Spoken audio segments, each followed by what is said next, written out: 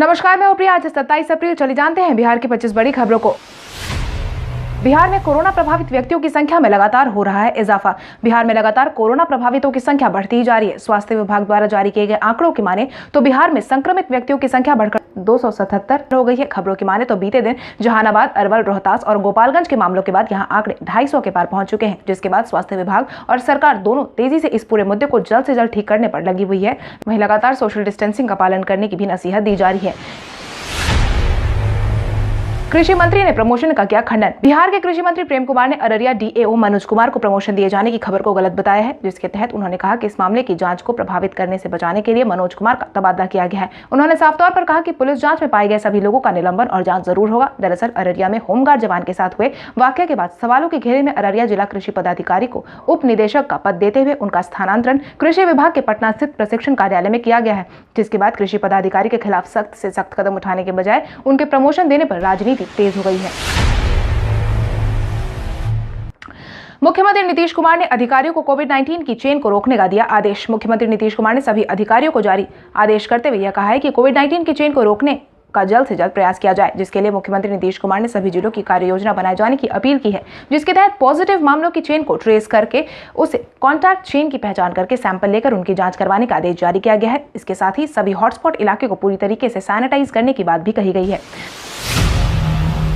बंद में बेरोजगार हुए लोगों को हुनरमंद बनाने का जिम्मा लिया बिहार सरकार के उद्योग विभाग ने। कोविड-19 के कारण हुए लॉकडाउन के बीच बिहार के उद्योग विभाग ने वैसे लोग जो बिहार में बंद की वजह से बेरोजगार हो गए हैं या फिर वैसे अप्रवासी बिहारी जो दूसरे राज्यों से बिहार पहुंच चुके हैं, उनके लिए रोजगार के अवसर के साथ हुनरमंद बनाने का नया तरीका निकाला है, जिसके तहत एक मीडिया हाउस से बातचीत के दौरान बिहार के उद्योग मंत्री श्याम रजक ने अपने विभाग को इस बारे में जानकारी देते हुए यह बताया है कि हमारी कोशिश है कि कोरोना से प्रभावित सभी लोग बंद के इस माहौल में बेरोजगार है, ऐसे लोग जिन्हें कला के क्षेत्र में रुचि है, उन्हें अब तक ना तो कोई सही फोरम मिल पाया है और ना ही सही ट्रेनिंग, इसलिए अब ऐसे लोगों को चिन्हित कर उन्हें रोजगार दिया जाए। खबरों की माने तो आज होने वाली अहम बैठक के बाद उद्योग जगत इस बात की आधिकारिक सूचना घोषित कर देंगे। बिहार के वरिष्ठ भाजपा नेताओं के पास प्रधानमंत्री नरेंद्र मोदी का आया फोन। प्रधानमंत्री नरेंद्र मोदी ने बार बार अपने संबोधन में सभी बुजुर्ग लोगों से अपने सेहत का खास ध्यान रखने की अपील की थी। इसी क्रम में उन्होंने हाल ही में बिहार भाजपा के कई बुजुर्ग नेताओं से फोन कर उनका हालचाल जाना है और उनका मनोबल बढ़ाने का काम किया है। खबरों की माने तो भारतीय जनता पार्टी से जुड़े 70 साल से अधिक उम्र वाले कई वरिष्ठ नेताओं को फोन कर प्रधानमंत्री नरेंद्र मोदी ने उनसे बातचीत की है, जिसकी जानकारी पूर्व मंत्री और पटना विश्वविद्यालय के प्रोफेसर सुखदा पांडे के अलावा पार्टी के कई पूर्व विधायक, विधान पार्षद ने भी दी है। दिल्ली के बिहार भवन के हेल्पलाइन नंबर पर 14 लाख लोगों की समस्याओं की हुई सुनवाई। जहां एक तरफ विपक्षी दल लगातार बिहार के बाहर रह गए लोगों की मदद नहीं किए जाने की बात कह रहे हैं, वहीं दूसरी तरफ हाल ही के एक रिपोर्ट में दिल्ली के बिहार भवन के हेल्पलाइन नंबर में पिछले एक महीने में 14 लाख लोगों की समस्याओं की सुनवाई होने की बात सामने आई है। आपको बता दें 25 मार्च से दिल्ली के बिहार भवन में 3 हेल्पलाइन नंबर जारी किए गए थे, साथ ही कंट्रोल रूम की व्यवस्था भी की गई थी, जिसका मकसद बिहार के बाहर देश के किसी भी हिस्से में फंसे प्रवासी मजदूरों का इलाज कराने से संबंधित सभी समस्याओं के समाधान के लिए बनाया गया था, जिसके बाद अब तक 14 लाख लोगों की मदद की जा चुकी है। साथ ही उनके खाते में मुख्यमंत्री विशेष सहायता योजना के तहत 1,000 रुपए भी भेजे जा चुके हैं, जिसकी जानकारी बीते दिन बिहार सरकार के मंत्री ने खुद साझा की है। मौसम विभाग ने बिहार के कई जिलों में बारिश होने का लगाया अनुमान। बीते दिन राजधानी पटना समेत बिहार के कई जिलों में बारिश हुई थी, जिसके बाद मौसम विभाग ने एक बार फिर से अपना पूर्वानुमान जारी करते हुए आने वाले 29 तारीख तक बिहार में फिर से बारिश होने की संभावना जताई है। मौसम विभाग की माने तो उत्तर बिहार के पश्चिमी और दक्षिणी हिस्से पर सर्कल बनने से बारिश होने की संभावना बढ़ गई है। वहीं बीते दिन पटना में सुबह 4 बजे कई इलाकों में तेज हवा के साथ बारिश हुई है। मौसम विभाग ने 24 घंटे के अंदर मधुबनी, सीतामढ़ी, मुजफ्फरपुर, पूर्वी चंपारण, दरभंगा में तेज बारिश होने का पूर्वानुमान भी जारी किया है। बिहार में ठीक होने वाले का आंकड़ा पहुंचा 56। कोविड-19 के बढ़ते मामलों के बीच बिहार के लिए एक अच्छी खबर सामने आई है, जिसके तहत बीते दिन बिहार में कुल मिलाकर 11 मरीज के ठीक होने की खबर सामने आई है, जिसके बाद बिहार में ठीक होने वालों का कुल आंकड़ा 56 पर पहुंच गया है, जिसकी जानकारी बिहार के स्वास्थ्य मंत्री मंगल पांडे ने दी है। उन्होंने बताया कि बिहार के लिए यह सुखद समाचार प्राप्त हुआ है। सुबह में कोरोना के 11 प्रभावित व्यक्ति स्वस्थ हो गए हैं। वहीं बिहार में लगातार बढ़ रहे कोविड-19 के मामलों की बात करें तो वर्तमान समय में मुंगेर बिहार का हॉटस्पॉट जिला बन चुका है, जहां से अब तक 60 से ज्यादा मामले सामने आ चुके हैं। पूर्णिया में जांच कराने पहुंची युवती का निकला विदेशी कॉन्टैक्ट। जहां एक तरफ सरकार बार बार सभी लोगों से अपनी ट्रैवल हिस्ट्री को नहीं छुपाने की नसीहत दे रही है, वहीं इस बार पूर्णिया से हाल ही में आया एक मामला ने सरकार की परेशानी को बढ़ा दिया है। बीते दिन अस्पताल पहुंची पूर्णिया की युवती की ट्रैवल हिस्ट्री सऊदी अरब से निकली है। हालांकि उस युवती ने सीधे तौर पर चिकित्सकों को अपनी ट्रैवल हिस्ट्री के बारे में नहीं बताया था। जब डॉक्टरों को शक हुआ तब जाकर उस युवती ने सऊदी अरब से आने की बात कही, जिसके बाद एहतियात के तौर पर उसे आइसोलेशन सेंटर में डाल दिया गया। वहीं उसके सैंपल को जांच के लिए भेज दिया गया है।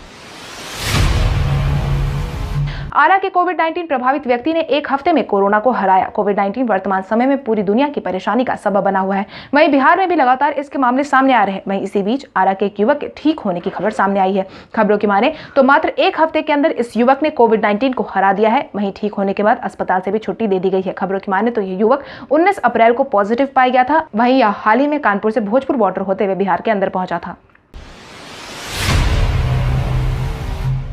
IGI-MS और RMRI में लगेगी ऑटोमेटिक मशीन। IGI-MS और RMRI में जल्द ही ऑटोमेटिक मशीन लगाने की पहल को तेज किया जा रहा है, जिससे कि अब राज्य में कोरोना जांच में और तेजी होने की उम्मीद जताई जा रही है। जिसकी जानकारी देते हुए स्वास्थ्य मंत्री मंगल पांडे ने कहा है कि कोविड-19 से केंद्र और राज्य सरकार मजबूती से सामना कर रही है। स्वास्थ्य विभाग कोरोना के रोकथाम और उपचार में दिन रात जुटा हुआ है। वहीं अब IGI-MS और RMRI में सिंगापुर से खरीदी गई automatic RNA extra charge machine आने से राज्य की जाँच की सुविधा और तेज हो जाएगी।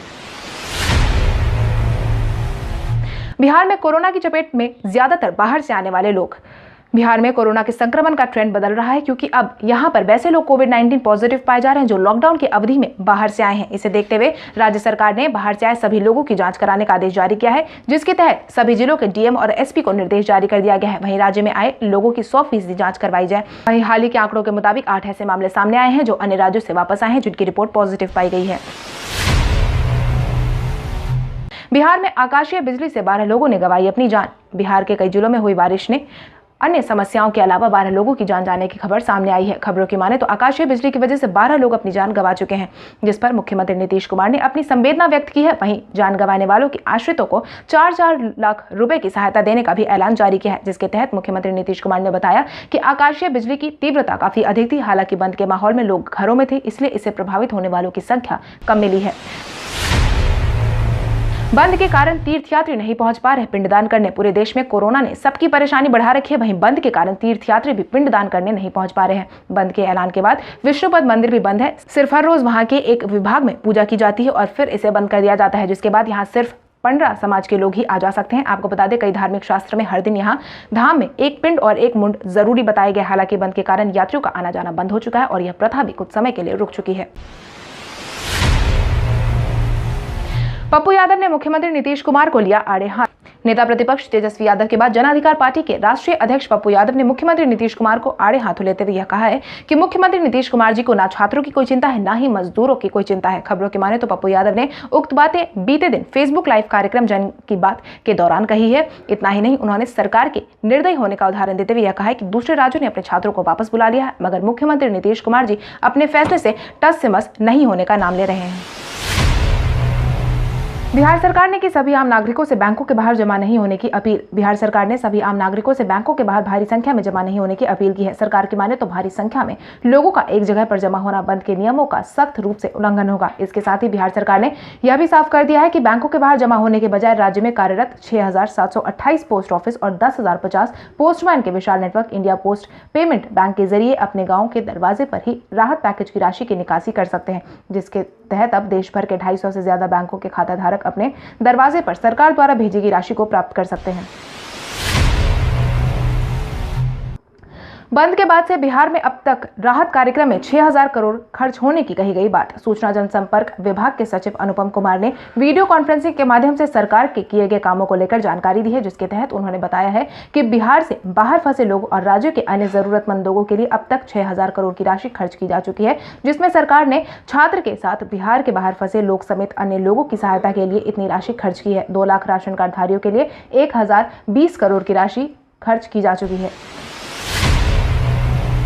मुख्यमंत्री नीतीश कुमार ने वेंटिलेटर और अन्य किट उपलब्ध करवाने का जारी किया आदेश। मुख्यमंत्री नीतीश कुमार ने अपने सभी अधिकारियों को साथ ही स्वास्थ्य विभाग के कर्मियों को बिहार में जल्द से जल्द और ज्यादा वेंटिलेटर और जरूरत पड़ने पर पीपीई किट को उपलब्ध कराने का निर्देश जारी किया है। इतना ही नहीं, मुख्यमंत्री नीतीश कुमार ने सभी से कहा है कि इसके लिए सरकार की तरफ से पैसे की कोई कमी नहीं होगी। अभी भी कोरोना उन्मूलन कोष में काफी राशि मौजूद है। वहीं मुख्यमंत्री नीतीश कुमार ने बीते दिन बैठक के दौरान कोविड-19 के हालात का जायजा लिया और आदेश जारी करते हुए कोरोना की टेस्टिंग में तेजी बढ़ाए जाने की बात कही है, क्योंकि बिहार में हर बढ़ते दिन के साथ कोविड-19 के मामले में काफी ज्यादा बढ़ोतरी देखी जा रही है।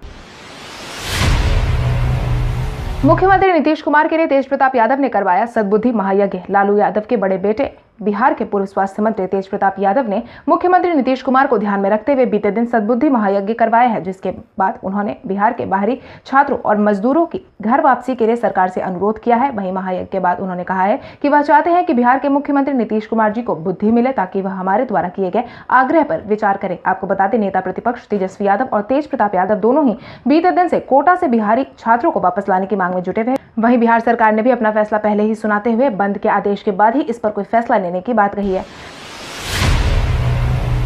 बिहार कांग्रेस अध्यक्ष मदन मोहन झा ने बिहार सरकार को नियोजित शिक्षकों को लेकर दी दो टूक नसीहत। बिहार कांग्रेस अध्यक्ष मदन मोहन झा ने बिहार सरकार को नियोजित शिक्षक के मामले में दो टूक नसीहत देते हुए शिक्षक संघों से वार्ता कर कोई स्थायी समाधान निकालने की नसीहत दी है। इसके साथ ही उन्होंने यह भी कहा है कि 29 मई के पहले शिक्षकों को योगदान देने का सरकारी फरमान बिना सोचे समझे ले लिया जाए। लोकतंत्र में बगैर संवाद के किसी प्रकार का आदेश लेना तानाशाही माना जाता है। इसलिए सरकार से अपील है कि सभी शिक्षक संघ के साथ वार्ता कर एक स्थायी निदान का विकल्प तैयार किया जाए।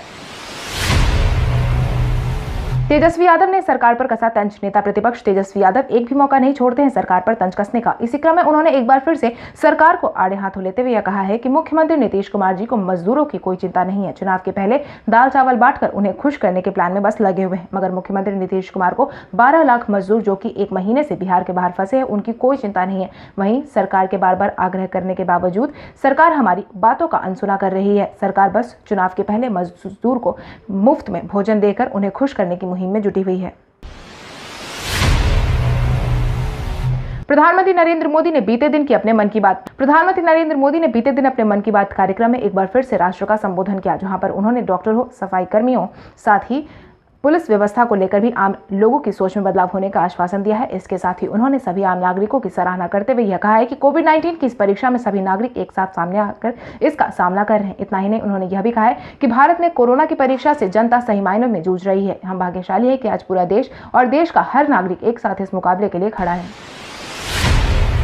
रालोसपा प्रमुख उपेंद्र कुशवाहा ने लोगों के बीच जाकर मांगी भीख। रालोसपा प्रमुख उपेंद्र कुशवाहा ने बीते दिन लोगों के बीच जाकर भीख मांगी है। खबरों की माने तो रालोसपा प्रमुख ने बाहर में फंसे बिहार के मजदूरों को लेकर मुख्यमंत्री नीतीश कुमार के स्टैंड को देखते हुए यह कदम उठाया है, जिसके तहत मजदूर दिवस से पहले मजदूरों के लिए भिक्षाटन उनकी मदद के लिए पैसे जुटा रहे हैं। जिसके तहत रालोसपा प्रमुख ने अपने इस कार्यक्रम का नाम संवेदनहीन है सरकार, रालोसपा आपके द्वार रखा है, जिसके तहत वह 30 अप्रैल तक अपने तमाम कार्यकर्ताओं के साथ सोशल डिस्टेंसिंग का पालन करते हुए जगह जगह से पैसे इकट्ठा करने का काम करेंगे।